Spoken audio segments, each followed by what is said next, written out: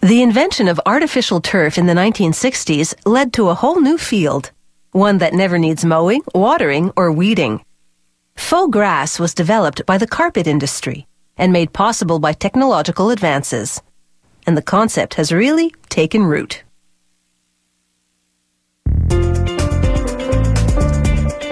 Synthetic turf has changed the landscape of professional sports.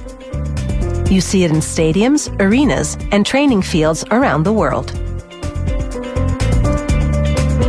It all starts with bags of white plastic pellets. This is the base material for the turf.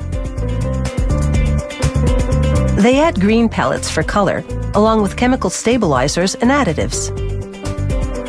Equipment melts and extrudes the plastic through a steel plate with holes in it.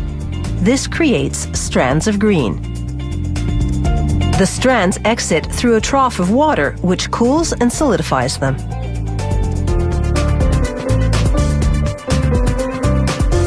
Machinery pulls the strands through an enormous comb to keep them separated as they head to the next station. Here, rollers stretch the strands until they become as thin as real grass. The stretching also strengthens them. Spools now roll up the synthetic strands.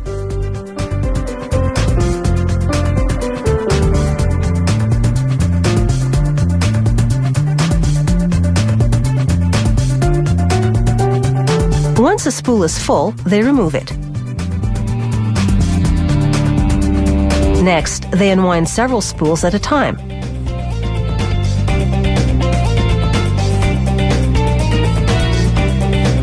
The strands come together to form a multiply synthetic yarn.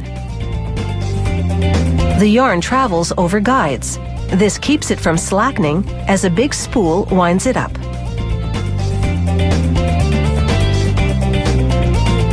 Further down the production line, mesh fabric merges with synthetic sheeting, while the multiply synthetic yarn travels through tubing to a tufting machine. The tufting machine is a giant sewing machine. It has up to 250 needles. These needles hook the yarn through the meshed synthetic sheeting. They make hundreds of rows of stitches per minute.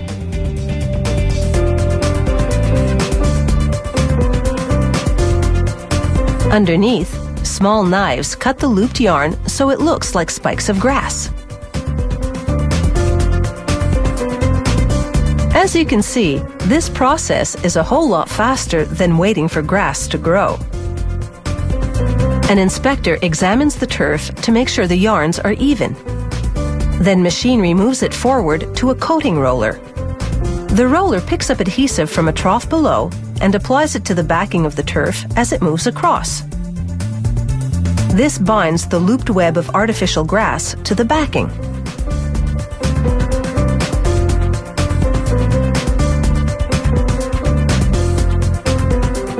The adhesive is a bit gooey at this point and needs to be dried. The dryer is partly open air and partly enclosed. The enclosed section is about 50 meters long. The temperature is carefully controlled. Too hot and the synthetic grass might melt. As it exits, hot pins burn holes into the turf to make it water permeable.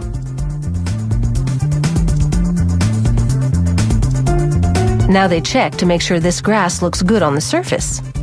They pull out loose bits and measure the fibers.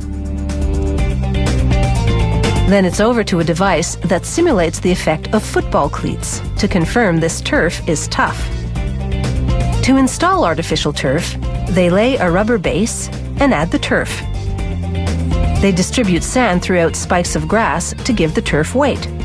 Then they spread rubber granules for a softening effect.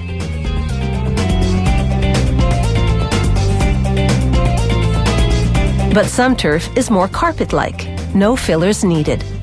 You're more likely to see that in floor hockey arenas. It's time to wrap up this turf job and toss a few balls around.